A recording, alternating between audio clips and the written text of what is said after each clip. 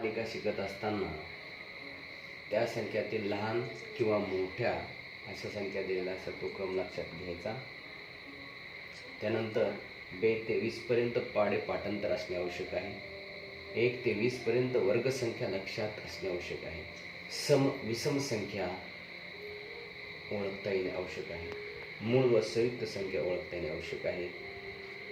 संख्या मालिकेमध्ये हे जर सर्व लक्षात ठेवलं तर आपला कोणती उदाहरणं सोडवता येतील. उदाहरणार्थ दिलेल्या संख्या मालिकेत 4 हा अंक किती वेळा आला आहे. या ठिकाणी बघितलं आपण, या ठिकाणी हे उदाहरण दिलेलं आहे.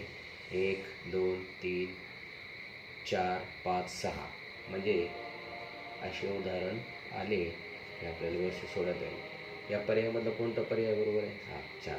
मग 4 ह्या पर्यायाला काय करायचे? गोल करायचं आहे.